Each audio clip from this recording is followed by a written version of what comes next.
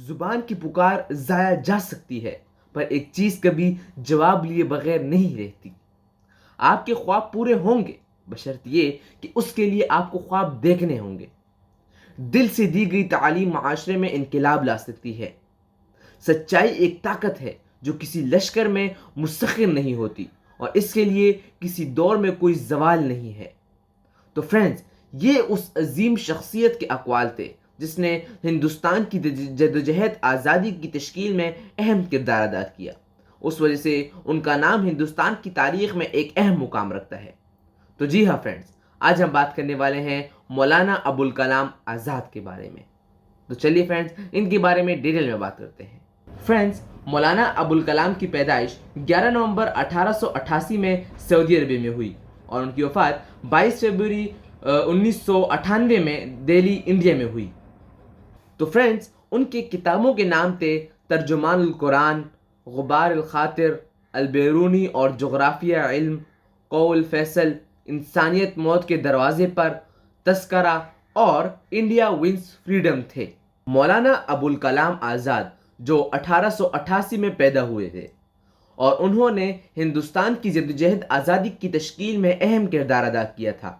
اس وجہ سے ان کا نام ہندوستان کی تاریخ میں ایک اہم مقام رکھتا ہے۔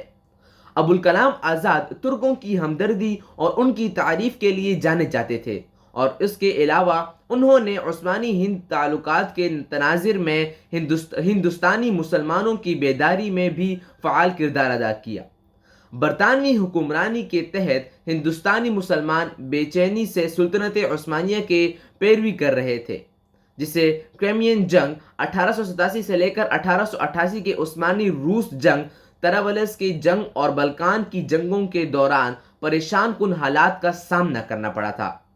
جیسا کہ ہندوستانی مسلمانوں نے ترکوں کو دیکھا، ان کا محافظ خاص طور پر اسلامی خلافت پر عثمانی دعوے کی وجہ سے اس عرصے کے دوران کچھ شخصیات جیسے مولانا ظفر علی خان، بھائی محمد علی اور شوکت علی کے ساتھ ساتھ مولانا ابوالکلام آزاد نے ترکوں کی حالات کو قریب سے دیکھ کر ہندوستانی مسلمانوں میں بیداری پیدا کرنے کی کوشش کی۔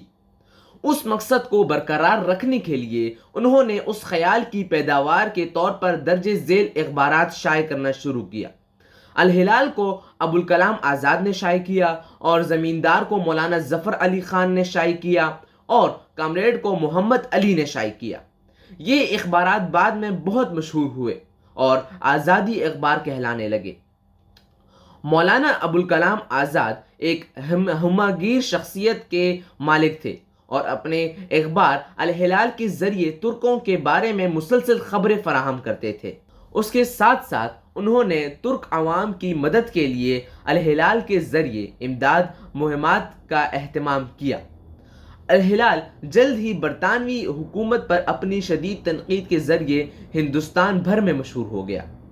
برصغیر پاک و ہند پر انگریزوں کی نوآبادیات کے بعد خطے کے مسلمانوں نے خلیفہ کو روحانی پشت پناہی کی طاقت سمجھا، اس لیے انہوں نے سلطنت عثمانیہ اور خلیفہ کے ساتھ اپنی وفاداری بڑھا دی۔ انہوں نے اپنی آخری دور میں عثمانی سلطنت کو درپیش حالات کو بے چینی سے دیکھا، اور سلطنت عثمانیہ کی مدد کے لیے ہر ممکن کوشش کی۔ مسلم انڈین پریس کے ذریعے طرابلس اور بلکان کی جنگوں کے بارے میں خبروں کو شدت سے دیکھنے والے ہندوستانی لوگوں نے سلطنت عثمانیہ کی مالی مدد کرنے کے لیے ملک گیر عطیات کی مہم چلائی۔ اس دور کا ایک اہم اخبار الہلال تھا، جس نے 13 جولائی 1912 کو ابوالکلام آزاد کی ادارات میں اپنی اشاعتی زندگی کا آغاز کیا، اور اپنی اشاعتوں سے سلطنت عثمانیہ کو سہارا دیا۔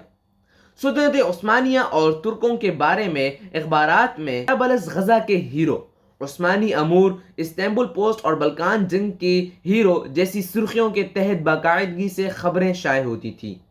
اور پھر 1931 میں آزاد دھراسنا ستیہ گڑھا کے اہم منتظمین میں سے ایک تھے، اور اس وقت کے سب سے اہم قومی رہنماؤں میں سے ایک کے طور پر ابھرے۔ وہ ایسے نمایاں طور پر ابھرے کہ انہوں نے ہندو مسلم اتحاد کے اسباب کے ساتھ ساتھ سیکولرزم اور سوشلزم کی حمایت کی۔ انہوں نے 1940 سے لے کر 1945 تک کانگریس کے صدر کی حیثیت سے خدمات انجام دیں۔ اس دوران ہندوستان چھوڑو بغاوت شروع کی گئی۔ آزاد کو پوری کانگریس قیادت کے ساتھ قید کر دیا گیا اور پھر انہوں نے 1958 میں وفات پائی اور انہیں جامع مسجد دہلی میں سپرد خاک کر دیا گیا۔